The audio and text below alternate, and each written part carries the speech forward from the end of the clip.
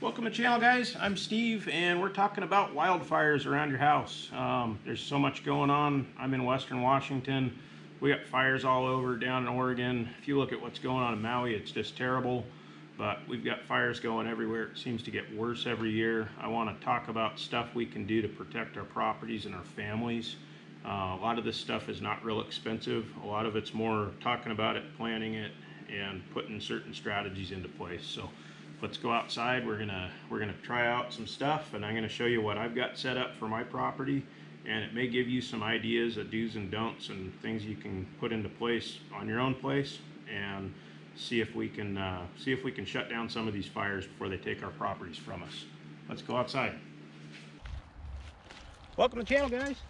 So we've been out here splitting firewood all day. It's dry, it's summertime, the grass is dry, there's smoke in the air, and I wanted to show you guys this thing. This is a water fire extinguisher, and you fill it up with water to a mark, you charge it with air, and you put 100 psi in it, and it's a water cannon. Shoots, I don't know, 50-60 feet, and he can use it, I can use it, my wife can use it. You can grab this and take off running. You can throw it in your car or a quad, anything, but you can knock down a fire with this.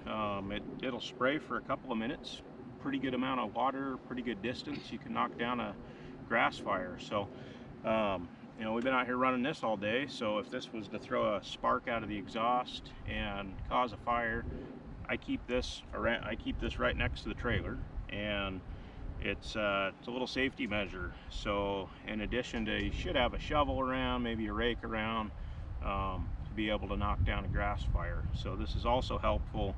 I'm a welder by trade. I run a mobile service truck. I keep these on the service truck, so if I ever cause a fire, there's a lot of different fires you can't put out with a normal fire extinguisher. If you've got red hot sparks that are down in there igniting, your normal fire extinguisher, especially if it's in grass or paper or down in the bowels of a machine where there's, you know, sawdust and grass and stuff that's got oil on it, you're not going to put that out with your normal ABC fire extinguisher, but this will douse that hot spot and cool it off. So the other thing, you can spray this in through hoses and whatnot. It'll penetrate in there. But out in the wood yard, this is a great thing to have. They're not super expensive. You can find them online. I don't know what store to go to other than my business uses a fire extinguisher company, and I can get them through them. I know they're on Amazon, but look them up, water fire extinguisher. There's several brands. Amerex, no idea, not affiliated with any of them. I just use them and think they're handy, and they're great in a squirt gun fight. So let's show you how this thing works. You're going to show the people how this thing sprays? Mm-hmm. Okay. So, hold on. All right. You're going to aim for that pile and see if you can hit that pile, okay? So, works pretty good. Should keep spraying.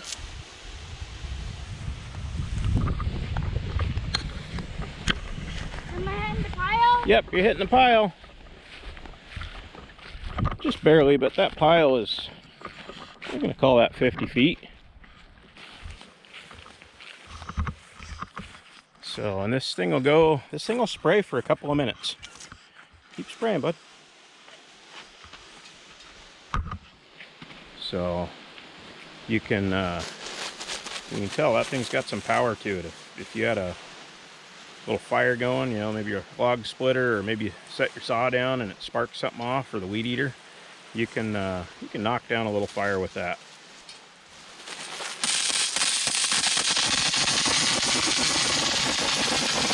And that's all we got. Okay, so in addition to that little thing, I've got a couple measures we're taking. So we live on a property we've got acres of forest down there, and we've got a main road that's I don't know, half a mile down there. So if there was ever a cigarette thrown out or car crash, something that caused a fire, I want to be prepared. So the lay of, you know, we've got our structures and our buildings, shops are all up here. So the lay of the land is, if fire's down there, the prevailing wind comes from that way, and generally speaking will come up here. So I want to protect from that all this dry grass. One little spark and this stuff's going up. So in addition to that, I have garden hoses put out by the buildings that are, there's no kinks in the hose. They're coiled up nicely. They've got a nozzle on them. They're ready to go. So if there's ever a fire, I can grab that and deploy it immediately and start wetting down the grass. So the other thing I've got in my favor here, let me show you this. Okay, so one of the things I've got going, this little junk trailer, I got a 210 gallon water tank, and I got a Harbor Freight pump. Into this thing, the trailer was nothing, I got it for free. The tank was a yard sale thing, and this pump was like 200 bucks, works really good. And these two can operate this, so let me show you how this works. Okay, roll again. You try not to knock over the camera, okay? Oh, cut a hole in the nose here. Yeah. All right, you walk out that way. Why not knock over the camera? Okay, stop right there. Pull a little bit more. A little bit more. Okay, that's good. Okay, don't pull any more. Okay. You got that. Okay, you hold it just like that. Okay. All right, you're gonna start this thing. What are you gonna do? Choke on. Give it a touch. Oh, almost. Let's turn the choke off and try it again. There you go. Oh, almost. Almost. A little more.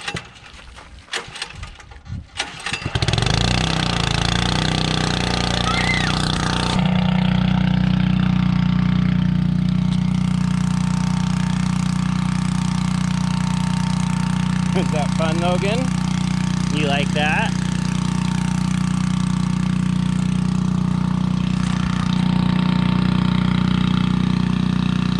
Is that fun?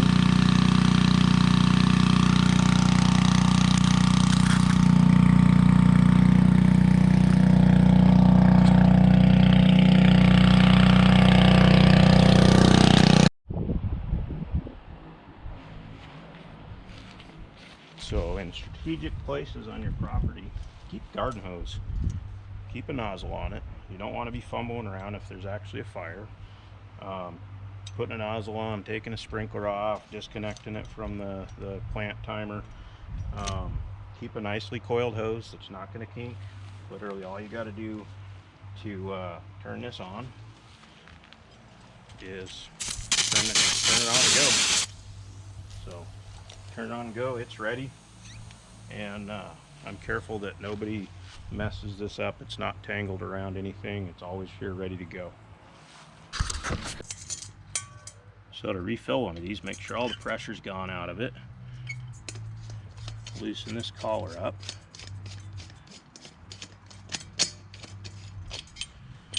And pull this guy out. Be careful, you can break these.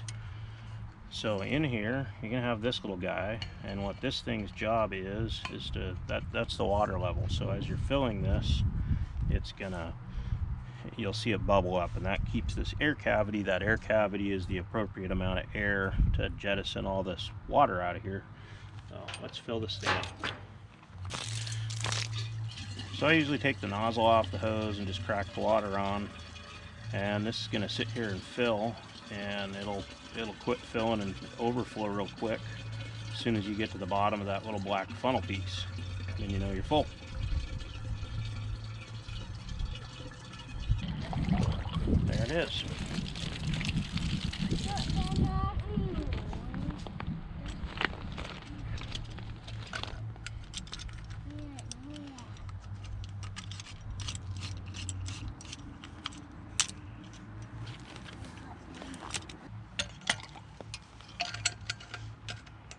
So I kind of lift up on it, get the threads to start in. There they go. And you can also buy mounts for these. I keep one mounted on my ATV, especially when we're in real heavy into the fire season. Cannot hurt anything. And there we go, that's on there. Now we'll fill it with some air. So you can fill these up. It's just like a tire. Schrader valve. You can fill it up with your air compressor. Or if you got one of these little dudes, they work pretty good. I fill them to 100. There you go. It'll only take a minute and that'll fill up.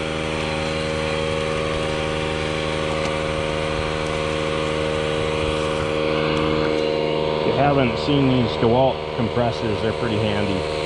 You can do your inflatables.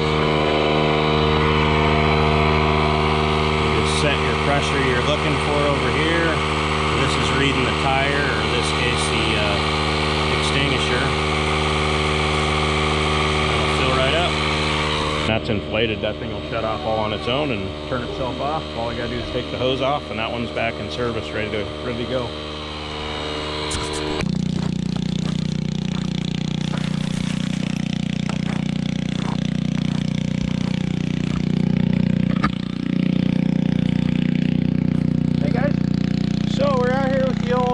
Summer pool with all the green stuff growing in it, so rather than just drain this out to clean it, I thought we'll throw the Harbor Freight pump in and water the yard with it. So we got Logan's out here being a fireman and got our little pump running.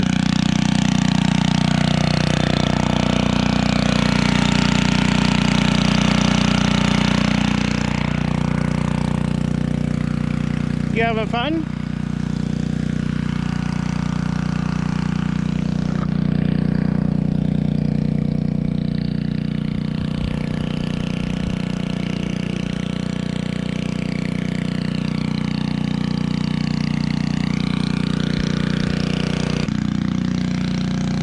All the green stuff growing in the pool. Normally we just pull that plug off and let it drain right here, which makes this little tiny bit of grass nice and green, but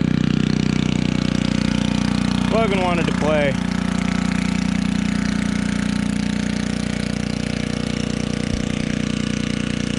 What do you think, bud? Is that fun? There you go. Now he can spray away out there.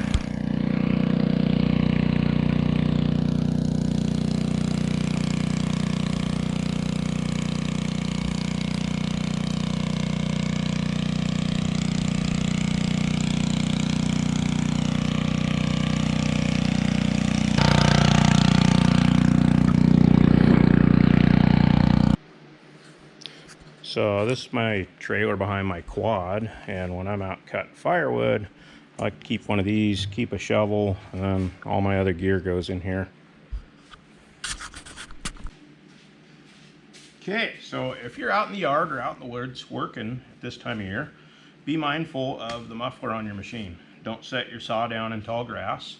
Put it up on a stump, or put it in the back of the truck, or put it in the gravel. Don't set it down in dry grass. Anything on the chain, the roller, the tip could be hot. You don't know. So avoid setting your stuff down, and try and get that into a habit that you just, when you set your saw down, stick it into a log, or put it in a gravel area. All this dry grass will go up, and it's pretty quick, and if you're not prepared for it, it'll overrun you real fast. So same goes for your weed eater. I've always just kind of set the end of the weed eater down on the ground and tipped it up, and one day I kind of thought about it. It's like, well, that's silly, the muffler's on the back of the weed eater. So make sure you set your weed eater either on something or in the gravel, or put it on the back of the pickup, because when you're putting new line on it and you got the power head down, you don't want to set that down in the dry grass and start a fire. So throw some comments out, guys. What are things that you don't do? What do you avoid? Obviously the best thing is to just not be down in the woods or out in the dry fields working at this time of year, but that's not always possible. Sometimes we got work to do and just need to do it. So throw me a comment. What do you keep around? What kind of fire tools do you have? What are you guys thinking? There's a lot of fires coming. Big one that I want to throw out there right now. We just had a fire local, and what happened is the fire department came in and cut power to the whole neighborhood, and they had a fast moving brush fire, and a lot of people didn't have any water at that point because they're on wells. or a community well that shuts down when there's no power. So we had people that had no water and had fire bearing down on them. So it's a big come up for that little gas powered pump. You might want to have something like that, or even another pump that you can run off a generator and have a plan, because if you don't have water and you got a stupid brush fire coming, it'd be terrible to lose your house and all your stuff over just, you know, simple $200 pump could have saved something. So keep those things in mind, and glad you guys are here. Thanks for watching, and we'll see you on the next one. Have a great day.